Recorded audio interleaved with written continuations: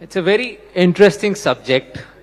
The myth of India's East, going beyond the divisive binaries of fact and fiction. And it's very interesting because it's really Eastern Conclave, one Assamese and one Odia. We would be talking about the East in Bengal. So it's truly an Eastern convergence.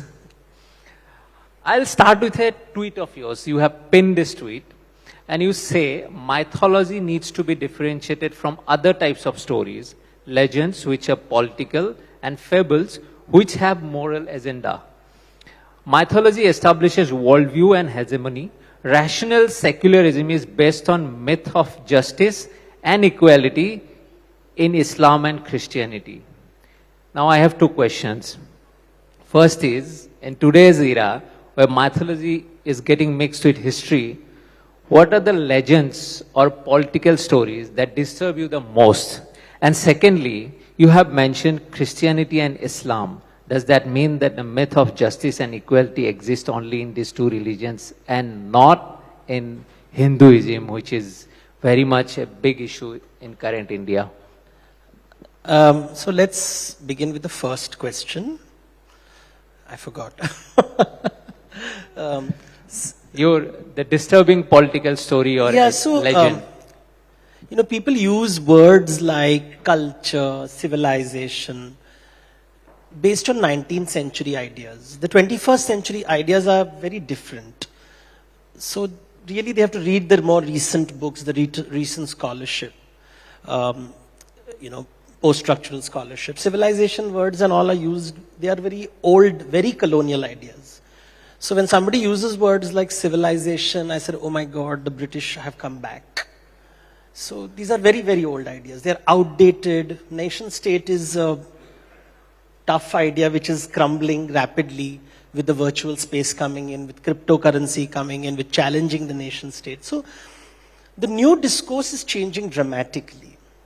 And talking about, the words like justice and equality, remember Islam and Christianity are based that you live only once. So you live only once, and in this one life, you have to do whatever you do, and at the end of this one life, you'll be judged by God. So God is a judge in Islam and Christianity and Judaism. So Qayamat is a very important concept. Adl, justice, is a very important concept. Sistine Chapel, God is a judge. You will never find that artwork in Hindu art. God is not a judge in Hinduism. God is an accountant. So God, because you live many lives and it's based on rebirth. So there's always a balance sheet that you look at, not a legal system. So it's not based on constitution as much as what do you owe society? What do you owe society? Who is a borrower? Who is a lender? Who must give? Who must receive? That's the conversation. So the traditional Indian model is constantly based on who is privileged, who is not. What does a privileged man do with his life? What does a person without privilege, what can he expect? Swarg, Nark, all these are based on accounting principles. They are not based on judgment day. There is no concept of Qayamat. There is no concept of judgment day in Hinduism. It's not there. But gods have become very sensitive these days, Hindu gods primarily.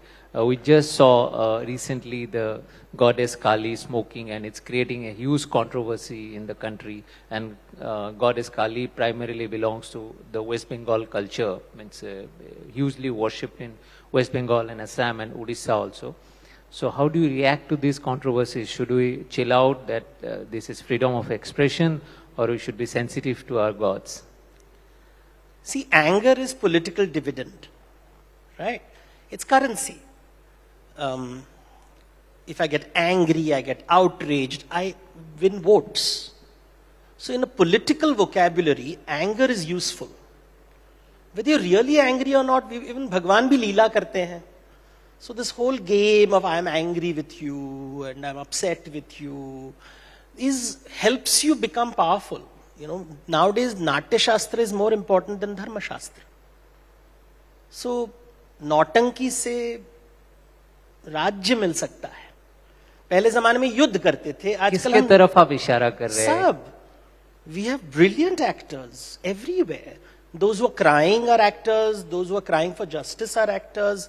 This side, that side, everyone. So Nautanki is the big, Natya Shastra is the big theme. You have to go. I would recommend future politicians to go to drama school. Because that's what gets you the votes. You give the great speech and people will believe you.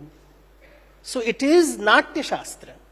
It doesn't matter what you genuinely believe in, what you genuinely care for.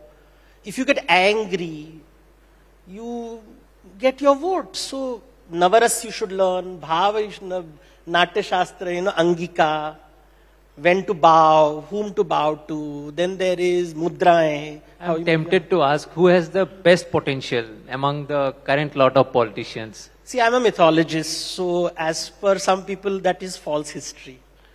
They don't understand the meaning of these words. Mythology is somebody's truth. Fact is everybody's truth.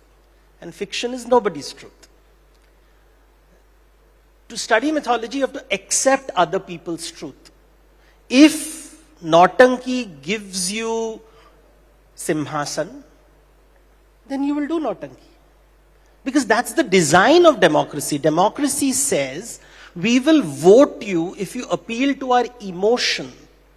We don't care whether you genuinely perform.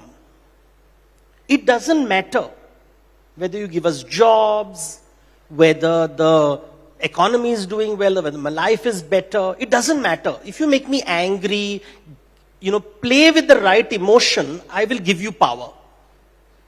So then Nautanki will come. So that's the most important skill set today.